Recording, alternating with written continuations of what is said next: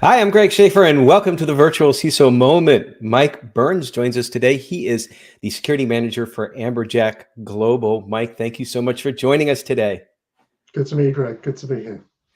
I'm glad we got a chance to connect on this early morning or late afternoon for you. You are over in England? Do I have that correct? That's right. Yeah, just south of the UK. Yes, It's Okay. actually sunny today for a change, so it's quite. How many nice. sunny? What is the percentage of sunny days over there? It's more the percentage of what is the rainy days, I think. So at the minute we're getting about 50-50. So we're doing. Oh, okay. So better than Seattle here in the States, I guess, because Seattle, I think it's like 1 out of every 8 days is like sunny. Well, happy to have you on. Would love to hear about your cyber information security journey, why you got into the field, how you got into the field, and just kind of tell us a story of your journey into where and how you got to be security manager for Amberjack. Oh, yeah.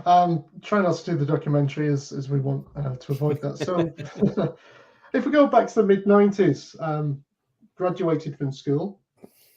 I think in the US system, I left school around about the age of 16 without a great deal of opportunities. I then went to college, discovered that I was really good at programming. This will all start to make sense. And it just took off from there. I had a really good opportunity to get into IT in the mid-90s, just as the internet was kicking off. Mm-hmm.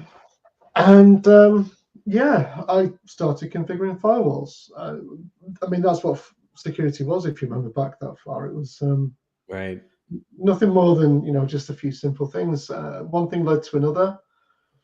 Really good at the job. Just had a real love for doing it, and I just studied more. And I think from there I ended up. I progressed. I went into managed firewall security. I was really lucky to be heavily involved with a company called Checkpoint at the time. So yeah, Checkpoint was the first firewall that I worked on, by the way. I love Checkpoint. Well, it was either that or Cisco. Right. So yeah, I was lucky enough to be working very closely with them in the UK. So when they launched, I think it was Provider One, I was part of the team that developed the first. I like to say the first global managed security provider.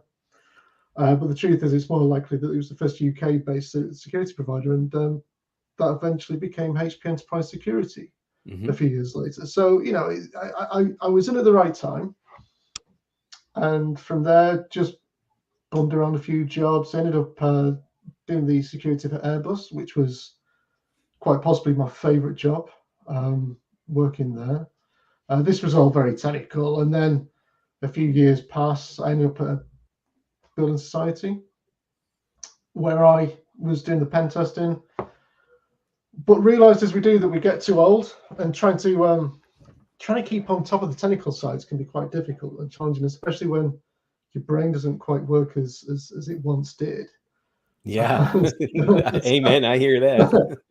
And I think I think I was very frustrated at the fact that the business wasn't able to understand what I was trying to tell them with regards to the risk. Mm-hmm. And I got taken on board with their consulting side, where they helped me to understand how to relate a technical risk into a business risk. And then from there, I've just moved on progressively. Did a good few years working for the MLJ, so that's our Ministry of Justice, looking after their managed outsourced providers. It's not as exciting or as glamorous as people like to think it is. And then I worked in government for a little bit myself, and I have to agree with you. It's just that was government, right? The Ministry of Justice. Yeah. Okay. So I didn't know if it was government or like a what do they call it over here, like a quasi government provider or something like that. No, it was definitely a government department. I've worked for suppliers to them, so this was on the outsourced side of things working, so not direct. But I learned so much there, and I learned about how to. I think it's one of the key things that I took away was how to appreciate what is the risk that you need to address versus the risk that you feel you've got to address. That's it. One thing led to another. I eventually ended up in quite possibly one of my favorite positions was I looked after the security that was outsourced for Coca-Cola in Europe. So that was really good collaborative client to work with. So I think it's always one of the key takeaways I always try to bring to anyone that I work with is that collaboration is key. Right. I did about 3 years there, and then ended up at Amberjack. So a very different beast to what I've been used to, a very small company. So it's now very much in the SME field, and that brings with its own challenges, but it's also a refreshing place to be. That's a very eclectic career path. I love the fact the pilot and aircraft mechanic in me. I was an aircraft mechanic in the U.S. Air Force for like, I don't know, like 400 years ago. It's been so long. I would have loved to have worked for Airbus. What I'm just curious, like, security concerns with Airbus anything different than other industries, or is it really that, because you've been over like several industries, is it really that does it seem like that really when you get down to information security that it's kind of like the same risk management no matter the industry? I think it's an interesting question. Sorry, I'm getting used to where the camera's on this today. I think I've worked for companies that have taken security far more seriously than government bodies. Mm-hmm. And that's not to say that the government bodies were getting it wrong. It's to say that the government bodies that were dealing with that absolutely understood risk. So some of those government bodies were dealing with life and death type decisions, and they understood how to manage risk. And it is different. Airbus, at the time, it was the early 2000s. So again, the journey to information security was still its infancy, really, because it was still about technical controls, more about business risk. But there it was a case of uptime was critical. If you had more than an hour of downtime, that could cause the plant to shut down. And when everything starts to shut down, it then causes delays because it takes days to bring things back up. Right. But I think what was really interesting about Airbus was that, I mean, it's like if you was at the USF, if you've been to anywhere like Boeing, it's over years, companies get acquired. So all the technology and all the best practice that was there from different periods of time had all still come together. So it was just an interesting place to be. It was for me, it was more the technical than the security side that was interesting. So you mentioned, okay, your current position now is Amberjack, and if I remember correctly, as you were going through your path, Amberjack, you deal more so with small and mid-sized enterprises. That's what the SME stands for over there, because we call it small and mid-sized businesses because we can't get acronyms straight. Well, that's the thing, is it trying to get things tied up between the two of us on the two sides of the ponds. No, so we are an SME. Okay. We've got around about 125 employees globally. So we've got an office in Australia and an office in the UK. And we provide services to organizations that far outweigh the size of what we are. So that is we're an SME that services other SMEs, but we also service large organizations. So we're in the I'll get in trouble for this, so I'll get this wrong. But effectively, we help businesses acquire talent. So it's bulk recruiting, but it's about the capabilities. So it's helping the talent workflow come through for future management and capability. Okay, well, it working for an SME is going to be different, obviously, than working for a larger company. Again, going back to your eclectic mix of your path, you've seen a lot, and both on the large side, the mid-size, the small side. Today, in this moment in time, what would you say is like one of the most significant threats to small and mid-sized businesses from an information security standpoint? I think it's just capacity. I really, yes. I mean, we'll come on to some of the other topics probably through the chat, but I think the biggest challenge is an expectation for what you're going to do with security, coupled with the budget that's available and the staff that's available.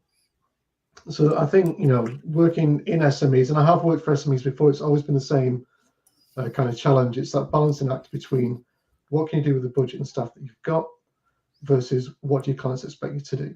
And it's that fine balancing act of making sure that you're doing the right thing and managing the risk where you can't take the actions that you want to take. And certainly capacity is a big issue. A lot of times, particularly dealing with the smaller business, you might not even have like an information security officer or somebody who's in charge of that. It's more or less blended into other roles, such as like the IT director or the CIO or something like that. But then it seems like suddenly, if they do get hit with something, then information security becomes more important. And one example is if they're a smaller business and they have a customer that wants you to explain what their security programs like, and so they ask for your ISO 27001 certification, and you're like, what is that? And it just suddenly it's like you realize it's like you don't even understand what the framework is. So in order to get over the issue of not having enough capacity, what's one way do you think that you could convince business owners from a business perspective that you really need to put more resources into your security team? That's that's a good question. So Yeah, I firstly, don't have the answer for it, by the yeah, way. So it's like, I don't think it's I think that the first thing is I was fortunate that we've already gone through 27001 at this particular business, so you know good. the company's already understanding the driver for that, and I think as more and more clients are demanding certain standards, Hmm. that ultimately the biggest persuader is how can the company generate money from this certificate or from taking this action, Right. or what is the cost going to be? So if you're dealing with the C-suite, it's typically about what's the cost implications or the cost benefit. So that's one thing to always take into account. And then the other thing as well is that security is purely about people. Right.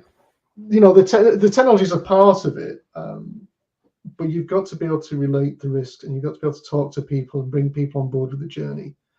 I'm probably not giving you I'm giving you more of a political answer there than an actual what do you do, but it's about just trying to relate to that person that you're trying to convince how this will benefit them. Well, I think the those are both valid points. First of all, and that's one of the things that those of us in information security sometimes aren't the best at, where we want to be able to talk to the business, but we talk like in too techie. We have to understand that, to your point, they're in the business to make money. When all is said and done, it's not about doing cool stuff or whatever. It's about making money. It's not about how many threats you can find or how many things you go. And sometimes they have to say, no, I understand that's a risk, but in the grander scheme of things, you know, as a security person, you got to let it go. You've conveyed the information to them.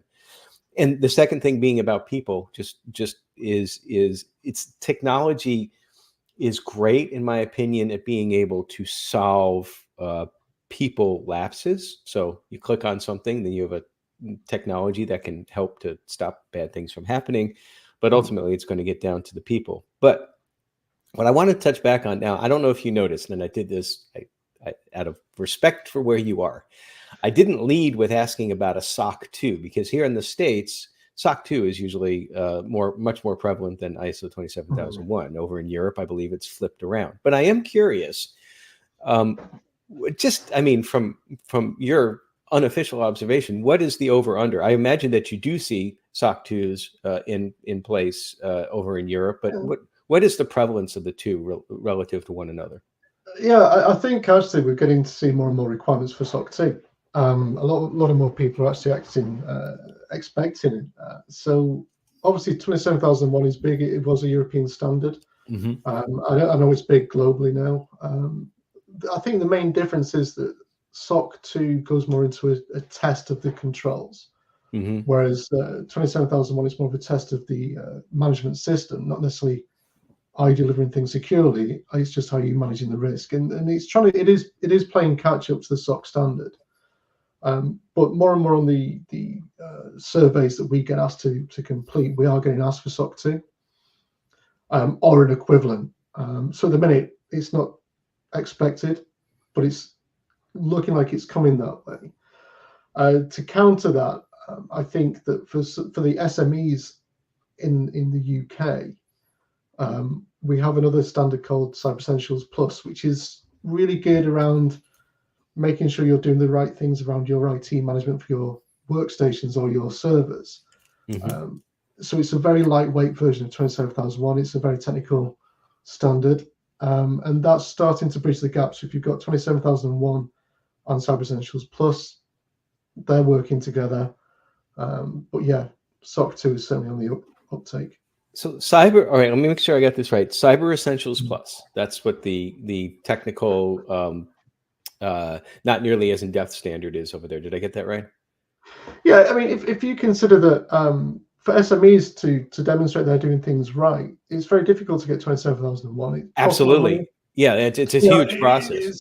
Yeah, and if you're not having to do PCI DSS, why would you put yourself through the pain of doing that?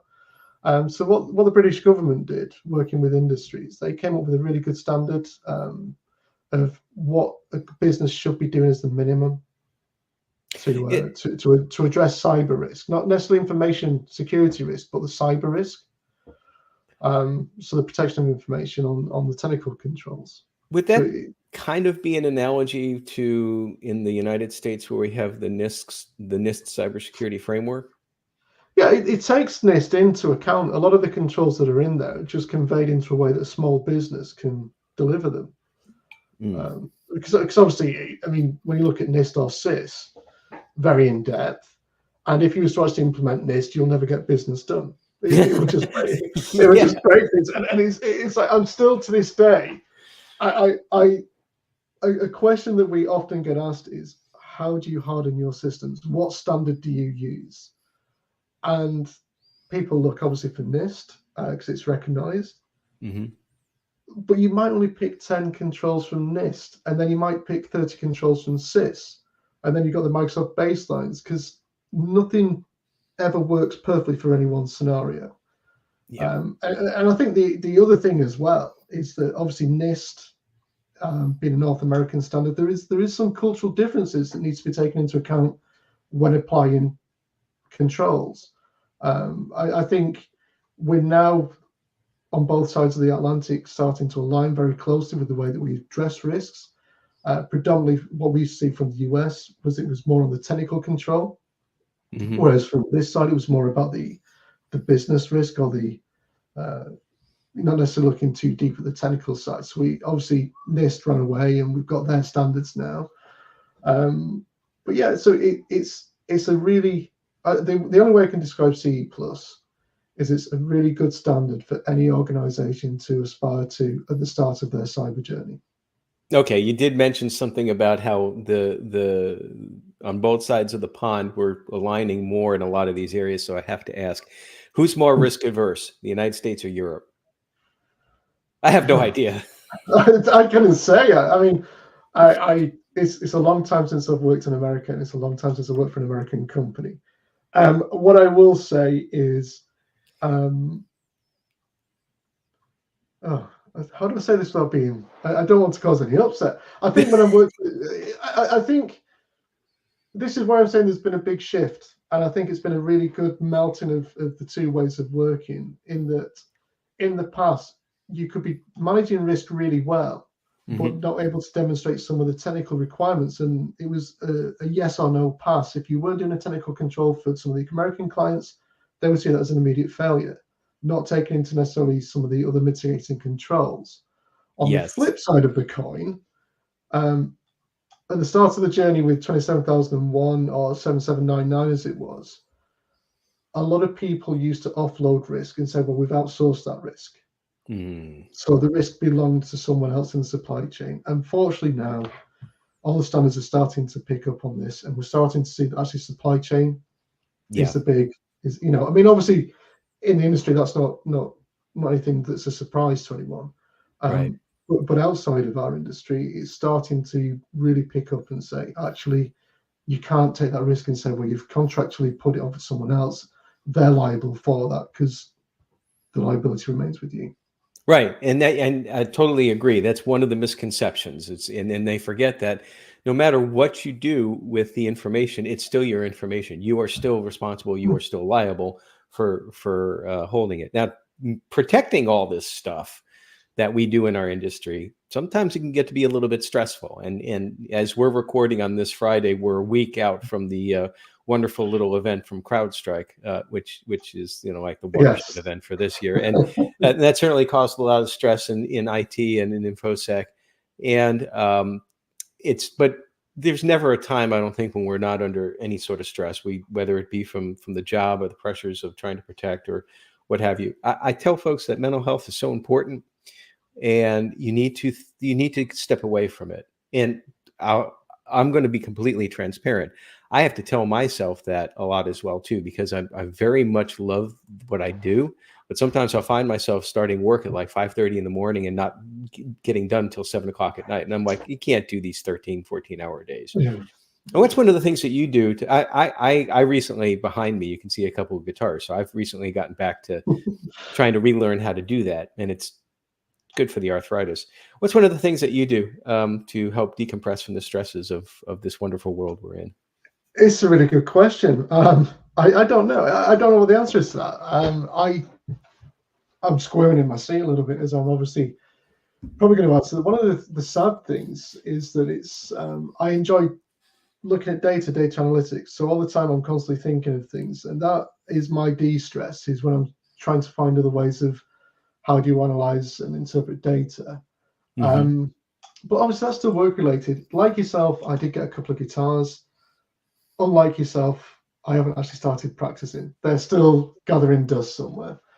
One of the key things I do like to do is I've got a couple of classic cars, so I'm always outside tinkering. Yeah. So I'm always tinkering with those, and then with my daughter. So I'm taking her on a round trip of Europe in a couple of weeks' time. We're going to get in the camper van and just drive around. So it's planning those kind of things is what de-stress is. But you are right, trying to remove stress, it is a difficult job to actually remind yourself to do that.